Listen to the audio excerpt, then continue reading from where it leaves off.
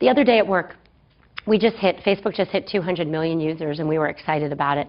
And the other day in a meeting, someone had the good idea to come into some meeting with a chart, which had graphs of companies that had hit 200 million users and the time frame in which they had come, and it was great for us because we're really fast, and that felt great.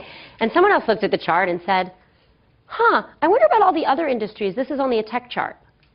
And someone else looked at them and said, of course it's only a tech chart. Until eBay and Amazon and Google and Facebook and companies like that, no one hit 200 million users this fast. It wasn't possible.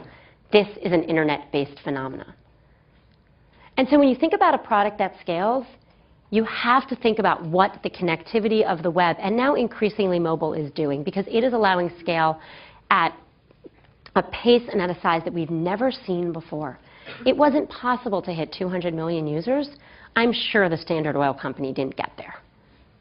I'm not even sure there were 200 million people in the country then, right? But they couldn't get there.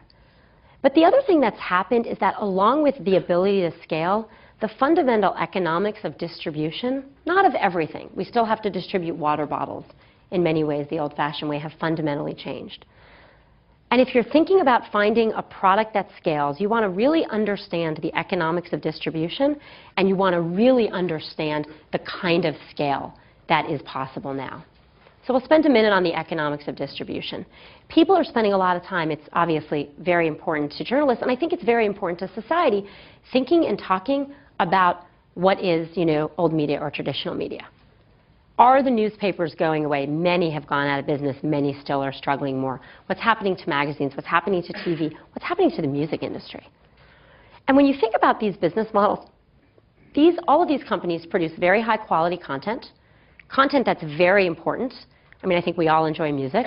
I think it's fundamental to democracy that we have reporting in a I check facts kind of way.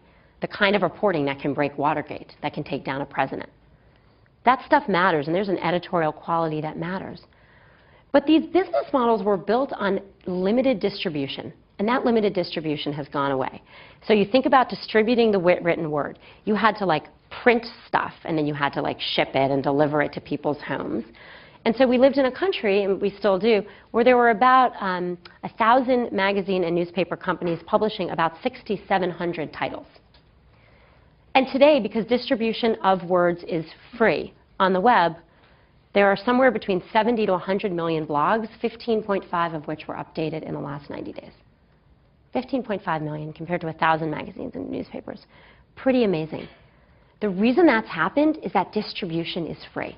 And when distribution became free, the fundamental economics changed. Same thing happened to music. Distribution used to be expensive. You had to print the discs, and then you had to get space in Tower Records, which went out of business. And then you had to compete for that shelf space. And they made a lot of money because people would compete for which shelf space they would, and that's the way people had to buy music. And they were making money not on the content, but on the distribution. TV shows, the same thing.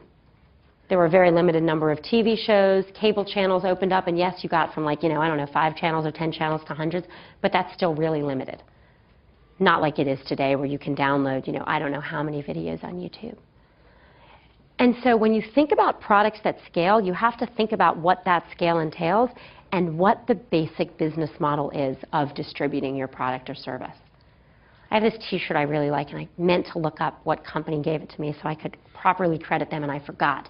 But it's this orange T-shirt someone gave me at some event that said, "Make something people want." Yeah, make a product people want. Fantastic.